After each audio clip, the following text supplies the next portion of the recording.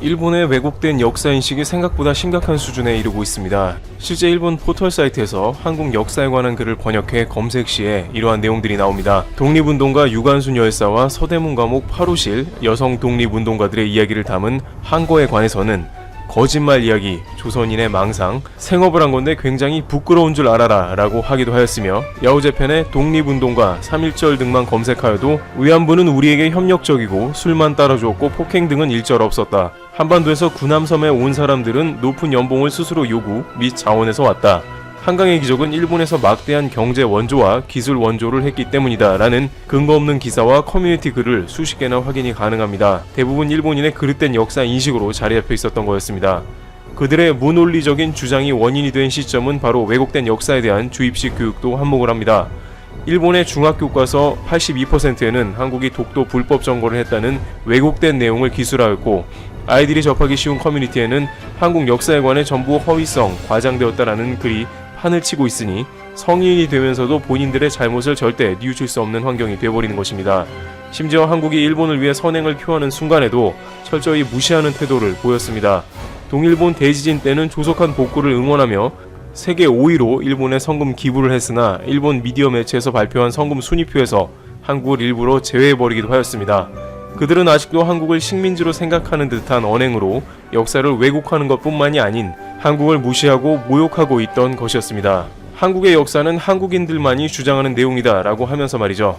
그러나 일본인들이 그토록 주장했던 말이 무색해질 정도로 전세계에서 일본의 만행을 기사로 보도하기 시작했습니다. 한 패션 브랜드에서 3년 동안 꾸준히 알리던 진실의 목소리에 해외 언론사에서 주목을 하기 시작한 겁니다. 해외 언론사에서 일본의 만행을 기사로 보도하며 왜곡된 한국의 역사를 알리는 기업에 주목하고 일본 731 부대의 만행에 대해 숨김없이 기사 내용에 담아냈습니다. 한국의 기생충이 유명해지면서 덩달아 한국의 역사 관련된 영화들이 주목받으며 자연스레 한국의 역사에 대해 알리던 기업까지 주목을 받게 된 겁니다. 역사를 담은 운동화, 한국의 기업에 세계인이 주목할 수밖에 없는 이유, 한국의 국기가 생소했던 이들에게도 한국의 미를 알리고 있다. 패션 브랜드에서는 시도해보지 못한 행보다. 이례적으로 한국의 국경일이 제품명인 운동화가 판매로까지 이어지고 있다라며 극찬을 자아내는 동시에 일본 731 부대의 만행은 한국과 중국에는 잊지 못할 역사로 남는 일이다. 이 자료를 본 이들은 놀라움과 안타까움을 표하고 있다라며 일본인들이 말하는 한국인들만 주장하는 내용이다라는 말과는 달리 세계 언론사에 일본에 추악했던 만행이 퍼지며 세계인들이 한국의 가슴 아픈 역사에 공감을 하며 일본의 만행을 알렸습니다. 물론 국경일뿐만 아니라 365일 한국의 역사와 미를 알리기를 실천하는 기업의 준비된 결과였던 거죠. 사실 라카이는 일본에서 보드화로 인지도가 있던 브랜드였습니다. 그렇게 오히려 더 독도를 알리기에 앞장서고 일본의 우길기 티셔츠를 폐기하고 태극기 에디션을 출시하며 한국의 역사와 미를 알리기에 박차를 가했습니다.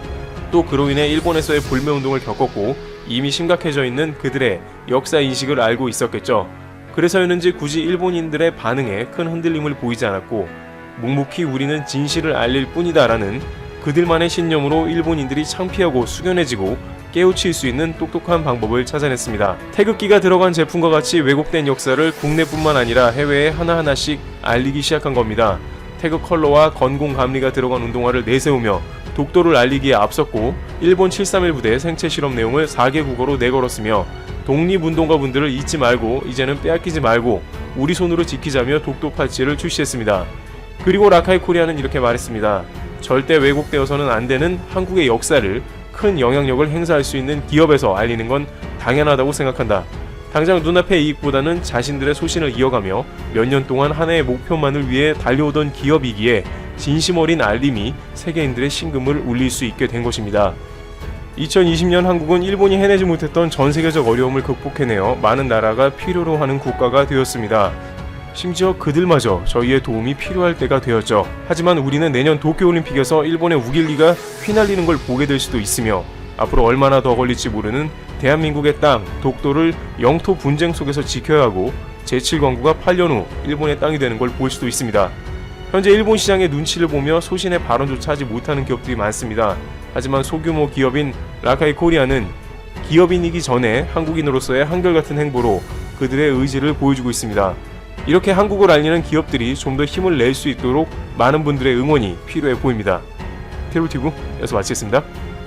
감사합니다. 안녕하세요. 프레임푸시입니다. 여러분의 구독과 좋아요는 큰 힘이 됩니다. 트럼프가 호건 메릴랜드 주지사를 비난했습니다. 한국의 진단키트를 비밀리에 공수받아 온 것에 대한 짜증입니다. 평소에도 언론에서 수시로 한국과 비교하는 것에 분노하는 트럼프입니다. 그러다 보니 미국 주지사 협의회 의장인 호건 주지사의 외교 성과와 적극적 C19 대처가 언론에 대서특필되니 폭발한 것 같습니다. 최근 전 세계의 언론에서 가장 많이 언급되는 국가는 단연 한국입니다.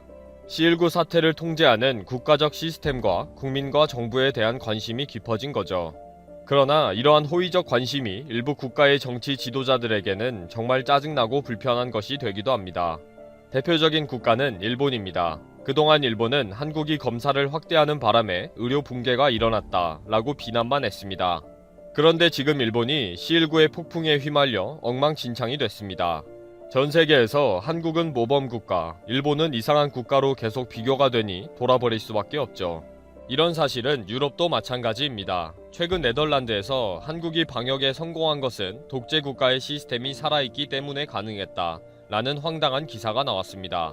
이렇게 프랑스 등 일부 국가가 한국을 독재국가, 통제국가라고 계속 비난한 것은 우리가 C19 통제를 못한 것은 자유민주국가이기 때문이다 라는 일본의 변명을 따르고 있기 때문입니다. 일본이 자기 앞가림이나 해야 할 정도로 발등에 불이 떨어졌는데도 정신 못 차리고 한국의 방역 시스템을 비난하듯이 트럼프도 마찬가지입니다.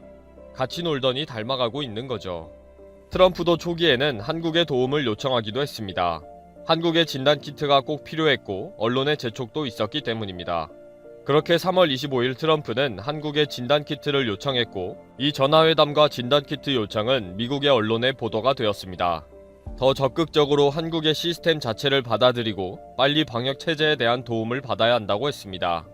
미국의 언론에서는 한국을 방문해 조언을 듣기 시작했습니다. 그래서 3월 29일 한국의 한 의사가 트럼프의 자존심과 자부심이 미국을 위험에 빠뜨릴 수도 있다 라는 언론 인터뷰를 한 적이 있습니다. 빨리 한국처럼 적극적인 검사를 하지 않으면 이탈리아처럼 될 것이라고 예측한 것입니다. 결국 미국은 현재 이탈리아를 뛰어넘은 혼란에 빠져 있습니다. 트럼프는 이러한 언론의 재촉과 비교에 수시로 분노합니다. 4월 13일에 한국에 요청한 진단키트 60만 개가 미국에 도착했는데 역시 트럼프답게 감사 인사는 하지 않고 그다지 필요하지 않았던 것처럼 여유를 부립니다. 트럼프는 매일 기자회견에서 한국의 성공적인 C19 대처와 비교하는 질문에 항상 짜증을 냅니다. 미국 언론에서도 이러한 트럼프의 반응에 대해 한국의 성공은 트럼프를 성가시게 한다 라고 보도할 정도니까요. 트럼프는 한국의 방역 대책보다 자신이 더 성공적이고 체계적이라고 말을 하기도 합니다. 이런 트럼프의 회견에 대해 팩트체크를 항상 합니다. 특히 트럼프가 한국에 대해 잘못된 통계와 사실을 언급하면 바로 팩트를 들어서 트럼프를 비판합니다. 트럼프는 한국보다 더 많이 검사한다, 서울에는 3,800만 명의 인구가 살고 있다 등의 말도 안 되는 헛소리를 하다가 도리어 또 언론의 공격을 받는 자충수를 두기도 합니다. 이러니 짜증이 왜 안 나겠습니까? 선거를 앞두고 있는데 한국과의 비교로 자신의 지지도가 영향을 받을 판이니. 이런 와중에 레리 호건 메릴랜드 주지사가 50만회 사용 가능한 진단키트를 한국에서 구입했고 메릴랜드 주민의 건강을 책임진 신뢰할 만한 정치인으로 주목을 받게 됩니다. 게다가 트럼프 행정부의 무책임한 정책과 비교하는 보도가 이어지고 있었습니다. 이렇게 미국 언론이 레리 호건 메릴랜드 주지사와 부인인 유미 호건에 대한 활약상을 대서특필했고 트럼프는 온갖 짜증과 분노로 두 사람을 비난합니다. 이 비난으로 미국 언론에서 다시 트럼프, 호건을 비난하다 기사가 쏟아졌고 레리 호건은 방송에 나가서 인터뷰를 하게 됩니다. 트럼프를 이해할 수가 없다고 말입니다. 레리 호건 주지사는 트럼프의 분노를 이해할 수가 없다. 펜스 부통령과 백악관의 C19 대책팀과 좋은 대화를 했는데 갑자기 비난하는 회견을 한 것도 이해가 되지 않는다 라고 인터뷰를 했습니다. 정치적으로 트럼프와 대립하는 정치인으로 미국에서 주목을 받게 된 레리 호건 주지사는 앞으로도 트럼프의 잘못된 방역을 비난할 것입니다. 이러한 대립은 계속 언론 보도를 통해 중계될 것이고요. 트럼프의 잘못된 정책은 계속 비난을 받을 것이고 한국과의 협력은 정답이었다는 것이 인정을 받을 것입니다. 결국 트럼프는 아베와 같은 길을 가고 있는 것입니다. 어제 트럼프는 호건 주지사에 대한 비난을 하는 동시에 주한미군 주둔 분담금에 대해 한국을 압박했습니다. 그동안 한국과 미국을 대표하는 협상팀이 오랜 기간 협상을 통해 9억 달러 약 1조 1,100억 원으로 합의를 했다는 보도가 있었습니다. 트럼프의 최종 사인만 남았던 거죠. 그런데 4월 11일 로이터 통신의 단독 보도로 트럼프가 사인을 거부했다. 트럼프는 약 50억 달러, 약 6조 1,700억 원을 요구했다 라고 알려졌습니다. 트럼프는 어제 회견에서도 한국은 매우 부유한 나라이다. 배도 만들고 있고 모든 것을 다 만들고 있다. 그래서 나는 거절했다. 앞으로 어떤 일이 일어날지 곧 알게 될 것이다. 트럼프는 잘못된 길을 가고 있습니다. 이번 영상은 여기서 마치겠습니다. 시청해주셔서 감사합니다.